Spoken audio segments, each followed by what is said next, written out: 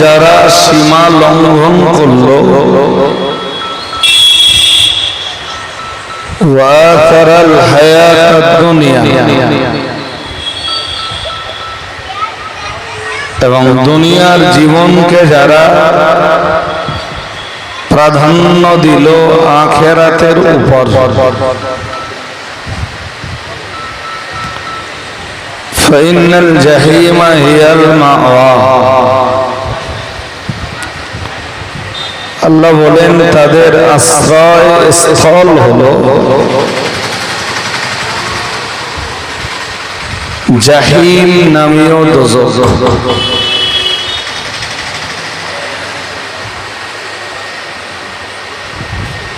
কথা সবাই মন দিয়ে শোনেননি, মন এখনো সবার স্থির হয়। আর মন যতক্ষণ স্থির না হবে ততক্ষণ ঘুরিয়ে ফিরিয়ে আমি একই কথা বলবো যতক্ষণ আপনারা নিতে না পারবেন। আর যে কথাটা নিতে পারবেন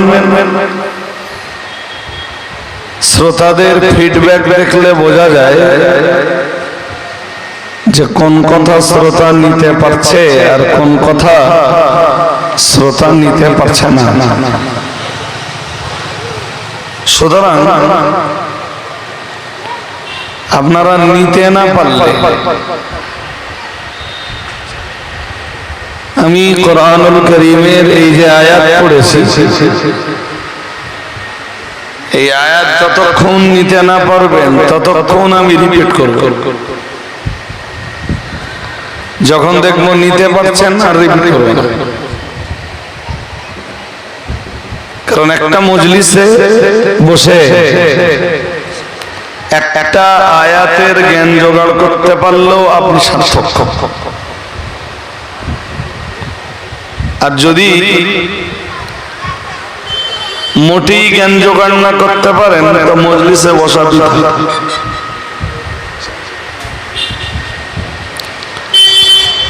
বিসমিল্লাহির রহমানির রহিম। فأما من طغى সুতরাং যারা সীমা লঙ্ঘন করল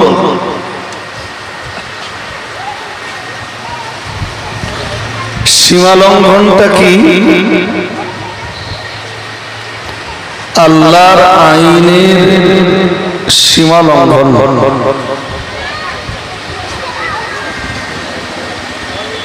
মানব জাতির ইহকালীন শান্তি ও পরকালীন মুক্তির জন্য যিনি এই মানব কুলকে সৃষ্টি করেছেন তিনি আবার মানব জাতির জন্য আইন প্রণয়ন করেছেন।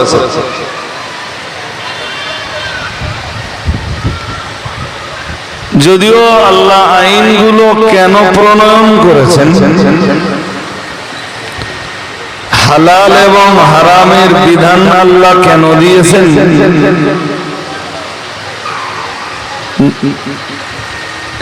জাওয়াজ এবং লা জাওয়াজ অর্থাৎ জায়েজ এবং নাজায়েজ বিধান কেন দিয়েছেন তার ব্যাখ্যা সুদূর প্রসারী। আজকে শুধু আপনাদেরকে এতটুকু বললাম যে মানব জাতির জন্য আল্লাহর টোটাল আইন,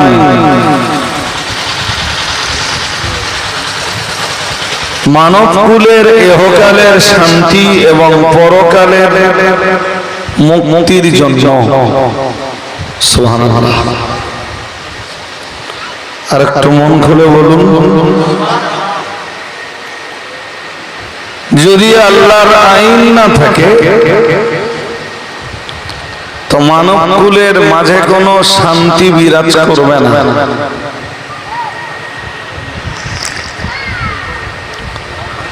অশান্তি, অরাজকতা, বিশৃঙ্খলা, মারামারি, কাটাকাটি, রক্তারক্তির জায়গা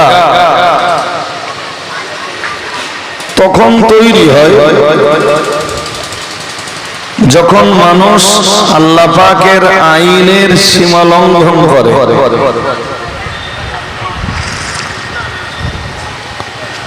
সে XYZ ABC যেই হোক, তবে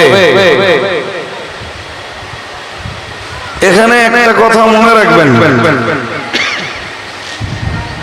আল্লাহর আইনের সীমা লঙ্ঘনের পিছনে বিশেষ দুটো তিনটে কারণ থাকে। প্রথম কারণ অর্থ, দ্বিতীয় কারণ চেয়ার চেয়ার চেয়ার বা আসন।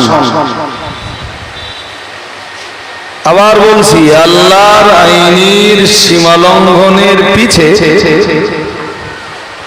বিশেষ কতগুলো কারণ কাজ করতে পারে। প্রথম কারণ সম্পদ কামাই করা,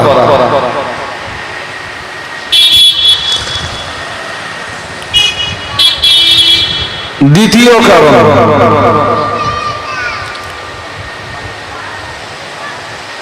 আসন বা গদির লড়াই, চেয়ার পাওয়ার লড়াই।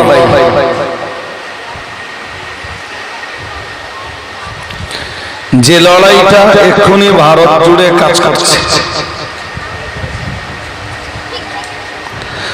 ভোট এলেই ভোট কেন্দ্রিক সারা ভারত জুড়ে শত শত হাজারো মানুষের রক্ত ঝরে। কখনো কোনো মায়ের কোল খালি হয়,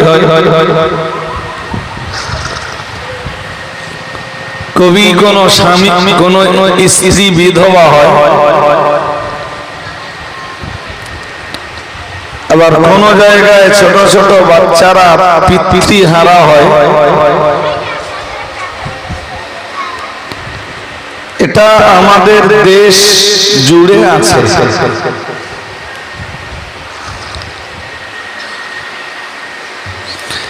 এক শ্রেণীর মানুষ পৃথিবীতে আছে যারা যোগ্যতা থাক আর নাই বা থাক, আসনটাকে ধরে রাখতে চায়, চেয়ারটাকে ছাড়তে চায় না।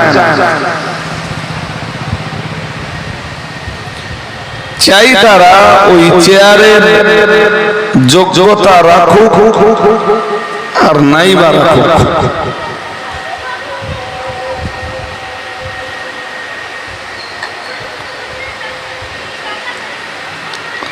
পশ্চিমবঙ্গেও সবে এক দফা ইলেকশন কমপ্লিট হয়েছে,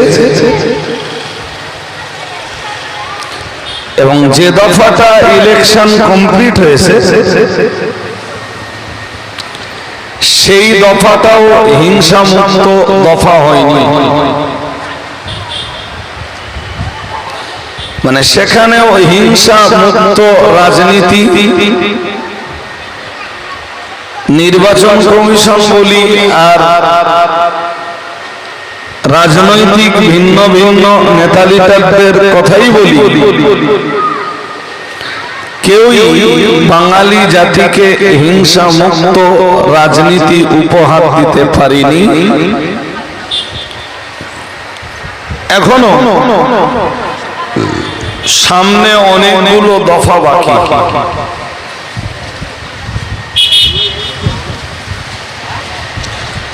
অন্যায়টা যখন কারোর কাছে অধিকার হয়ে দাঁড়ায়, মনে রাখবেন অন্যায় করতে করতে একটা পিরিয়ডে এসে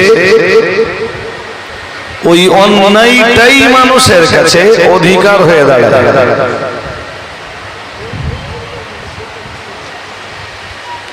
এবং আপনি যখন তাকে বাধা দিবেন, সে তখন ভাববে যে আমার অধিকার হস্তক্ষেপ হচ্ছে। অথচ বাস্তবে সেটি তার অধিকার নয়, অথচ সে মনে করে যে এটা আমার অধিকার।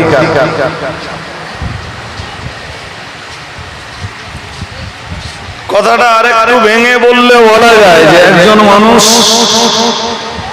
অন্যায় করতে করতে করতে করতে অন্যায়েরও যখন সীমা ছাড়িয়ে যায়, তখন সেই অন্যায়টাকে সে নিজের অধিকার বলে মনে করে। আর তার অন্যায়ে যখন কেউ বাধা দেয়, তথাকথিত এই প্রভাবশালী এবং অন্যায়টাকে অধিকার রূপে যারা প্রতিষ্ঠা করতে চায়, তারা তখন এই প্রতিবাদকারীর বদলা নিতে চায়, আর ওটাই হয়ে দাঁড়ায় সীমা লঙ্ঘনের কারণ, ওটাই হয়ে দাঁড়ায় বিশৃঙ্খলার কারণ, অশান্তি অরাজকতার কারণ, রক্তারক্তির কারণ।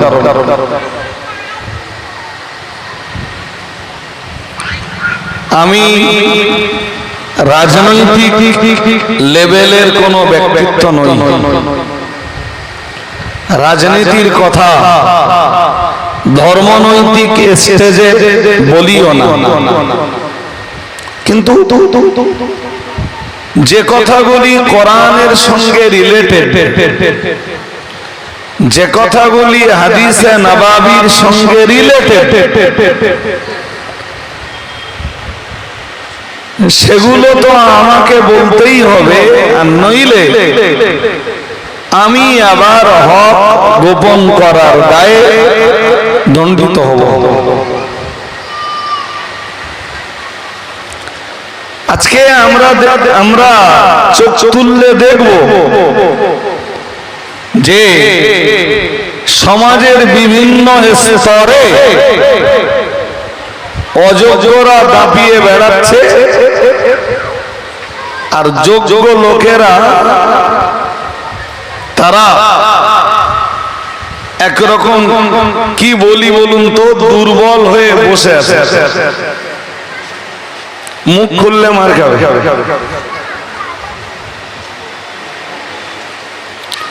কিন্তু মনে রাখবেন, সমাজের 100 যোগ্য লোক মারা গেলে,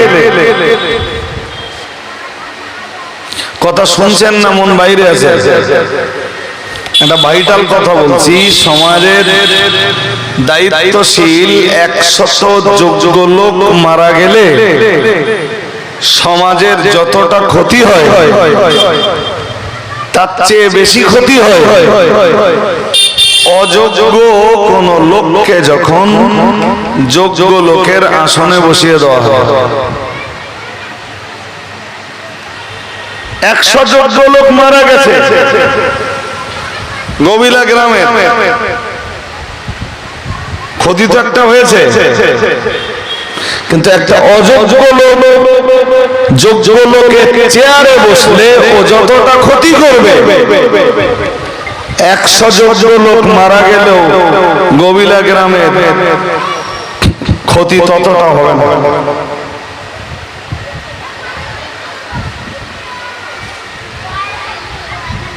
এই কারণেই রাসূলুল্লাহ অযোগ্য কোন লোককে যোগ্যতার চেয়ারে বসতে দেওয়ার পক্ষপাতী ছিলেন না।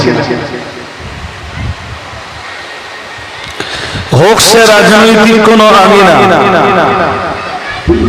হোক সে রাজনীতির কোন ক্ষেত্র,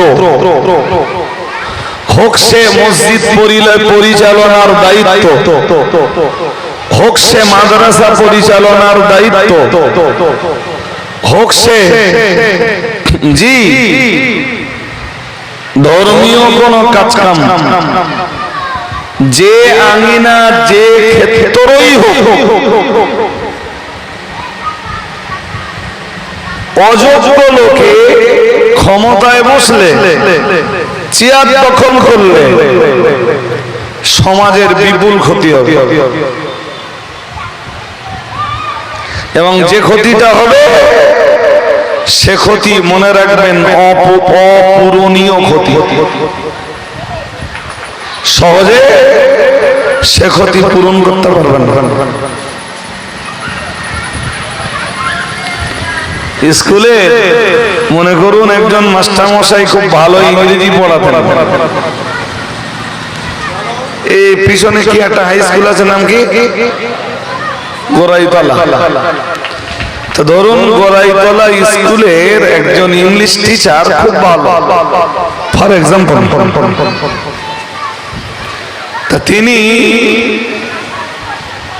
ইন সার্ভিস অবস্থাতে মারা গেলেন, অর্থাৎ সার্ভিস করতে করতে মারা গেলেন।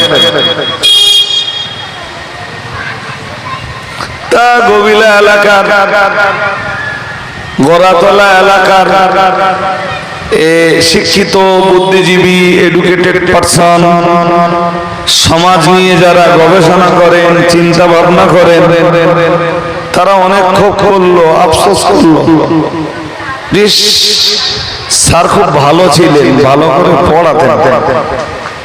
মনে রাখবেন স্যারের ইন্তেকালে ছাত্রছাত্রীদের যতটা ক্ষতি হবে এর চেয়ে বেশি ক্ষতি হবে যদি ওই ইংরেজি সাবজেক্টের জন্য পরবর্তী সময়ে অযোগ্য কোন লোককে ইংরেজি স্যার করে পাঠানো হয়। স্যার মারা গেছেন, ওতে যত ক্ষতি হবে তার চাইতে অনেক বেশি ক্ষতি হবে যদি অযোগ্য কোন লোক ওই জি স্যারের রেখে যাওয়া চেয়ারটাকে দখল করে। এই জন্য এক হাদিস এসেছে, রাসূল বলেন, আমারানা রাসূলুল্লাহ সাল্লাল্লাহু আলাইহি ওয়াসাল্লাম আন নুনাসিলান নাসা বিকদরি মানাজিলিহি।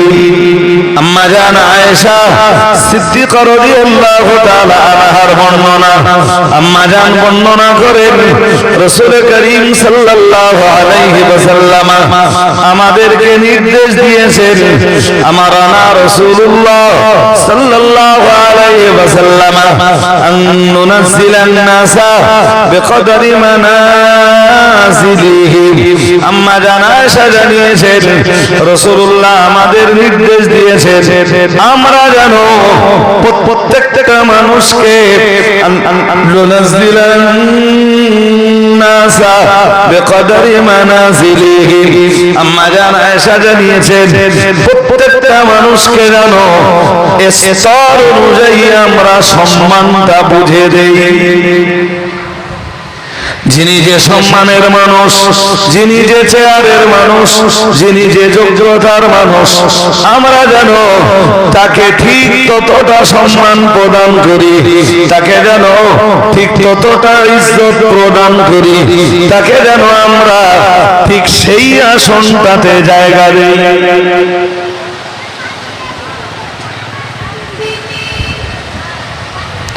সম্মান কাউকে কম দেন এ কথা আমি একবারও বলিনি।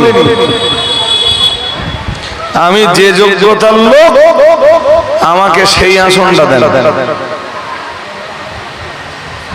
আমি আলেম হয়ে থাকলে আলেম বলুন, হাফেজ হয়ে থাকলে আমাকে হাফেজ বলুন, আমি মুফতি হয়ে থাকলে আমাকে মুফতি হয়ে বলুন, মুফতি বলুন, আমি হজ করে থাকলে আপনি হাজী সাহেব বলতে পারেন,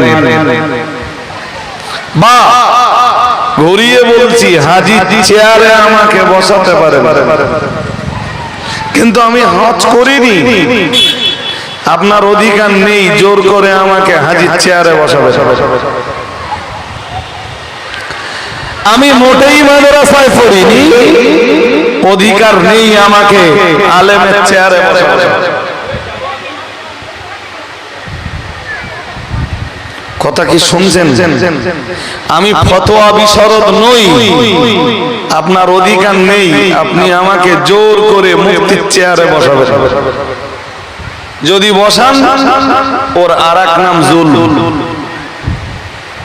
ওর আরেক নাম কি? জুল, জুল অত্যাচার।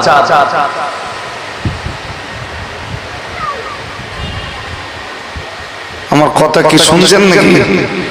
মোটেই মাদ্রাসায় যায়নি, মোটেই মাদ্রাসার চৌকাট ডিঙায়নি, নামের আগে আল্লাহ, নামের আগে আল্লাহ। সূরা ফাতিহার প্রথম আয়াত ঠিকঠাক পড়তে পারে না, উচ্চারণ করতে পারে না। এ তো আমি অনেক দূর চলে গেছি। তাওয়াবুস তাসমিয়া পড়তে পারে না।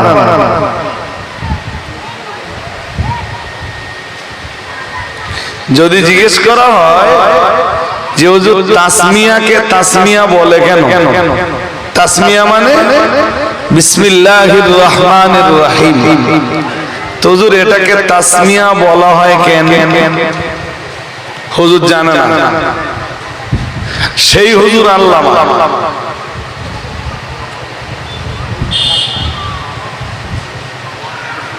সেই হুজুর কিছু বলেন, সেই হুজুর আল্লামা। জি,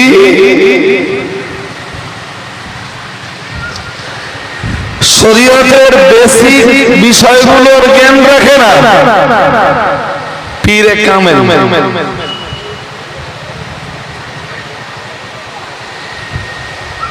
জুলুম চলছে না চলছে না? আরে হ্যাঁ না কিছু বলতে হবে তো গভীরা লোকের। কি বলবেন? জুলুম অত্যাচার চলছে না চলছে না? কি বলেছিলাম? যোগ্য লোক মারা গেলে সমাজের যত ক্ষতি হয়, অযোগ্য লোকে যোগ্য লোকের চেয়ার দখল করলে, অযোগ্য লোককে যোগ্য লোকের আসনে বসতে দিলে সমাজের ক্ষতি তার চেয়ে শুধু বেশি না, এত বেশি হয়। জি, এত ক্ষতি হয় যে ক্ষতি পরবর্তীকালে পূরণ করা কঠিন।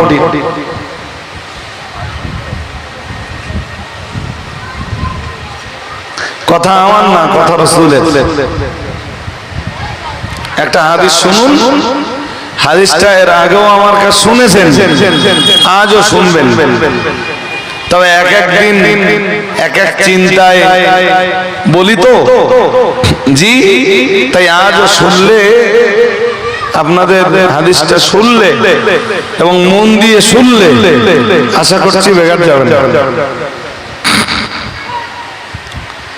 ভাই, কিয়ামতের নিকটতম সময়ে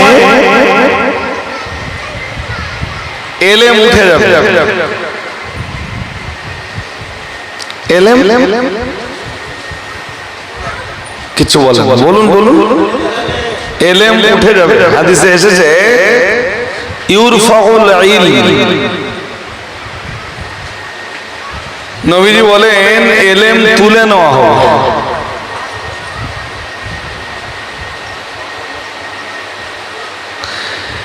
তো এলেম উঠে যাওয়ার যতগুলো ব্যাখ্যা আছে তার ভিতরেও এটা একটা ব্যাখ্যা।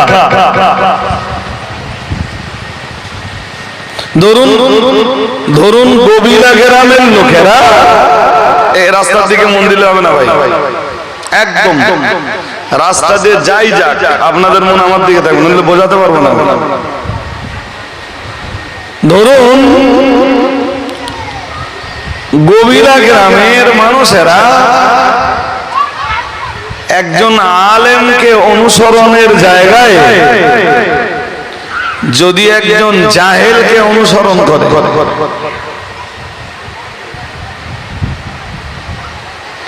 তা আলেম তার ভালোবাসার মানুষদেরকে নিয়ন্ত্রণ করে ইলম দিয়ে, আর জাহেল তার ভক্তদেরকে নিয়ন্ত্রণ করে বা পরিচালনা করে জিহালাত বা মূর্খতা দিয়ে। এখন যদি কোনো আলেমের চেয়ারে জাহেলকে বসিয়ে দেওয়া হয়, তাহলে সমাজের মানুষ তো ইলম দ্বারা পরিচালিত না হয়ে এই সমাজের মানুষই জিহালাত দ্বারা পরিচালিত বা নিয়ন্ত্রিত হতে বাধ্য।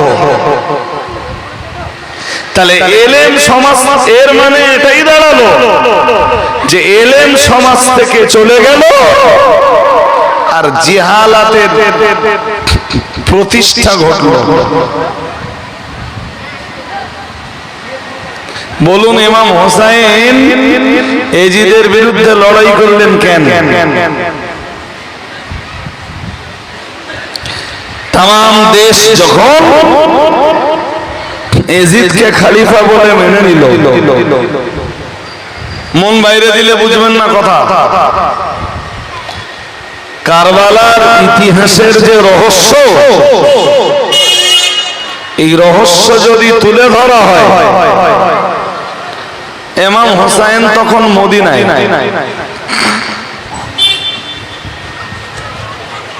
আপনারা আমার কাছে হয়তো গভীরা গ্রামে বসে না শুনলেও ইউটিউবে শুনে থাকবেন আজকে আর একবার।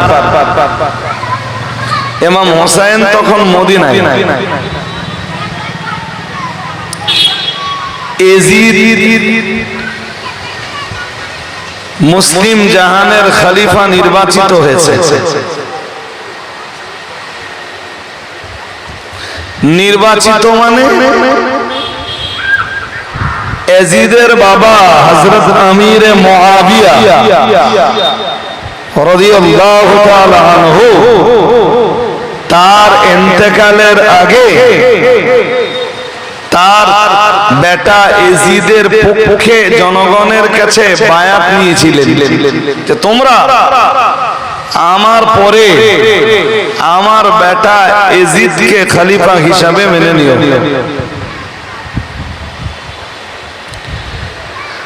আমি হযরত আমির মুআবিয়ার ব্যাপারে কোনো মন্তব্য করতে চাই না, আর করবার অধিকারও আমার নেই।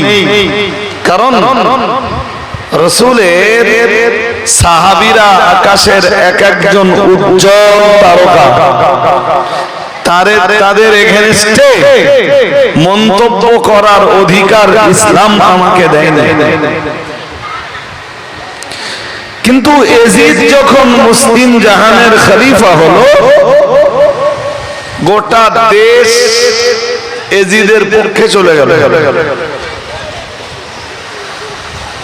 ইমাম হোসাইন মদিনায়। শুনছেন নাকি? মনোযোগ আছে? জি, গোটা দেশ এজিদের খেলাফত মেনে নিল, এজিদকে মুসলিম জাহানের লিডার হিসাবে মেনে নিল। মদিনার 5 জন লোক মেনে নেয়। কজন? মদিনারও সবাই মেনে নিয়েছে, বাকি সবাই লো ঝামেলা ঝক্কি হওয়ার চাইতে, মাড্ডাঙ্গা হওয়ার চাইতে মেনে নেওয়াটাই ভালো। শুধু মেনে নেয়নি মদিনার 5 জন লোক, এই 5 জন ব্যক্তির ভিতরে একজন ছিলেন হযরত ইমাম হোসাইন রাদিয়াল্লাহু তাআলা আনহু। সুবহানাল্লাহ। আর একটু মন খুলে বলেন।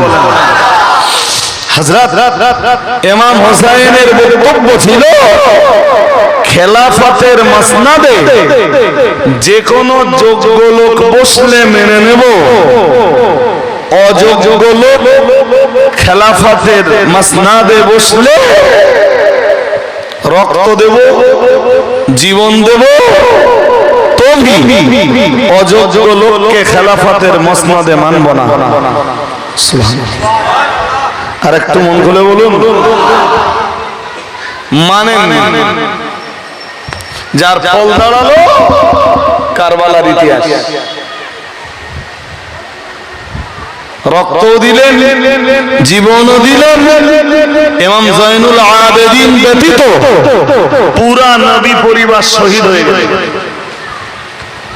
তবে অন্যায়ের সাথে অযোগ্য লোকের সঙ্গে ইমাম হোসেন আপোষ করেন।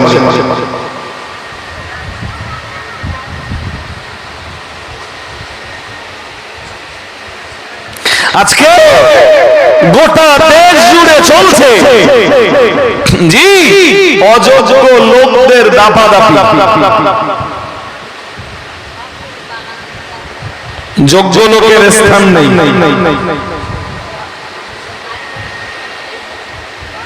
কারণ কি? কারণ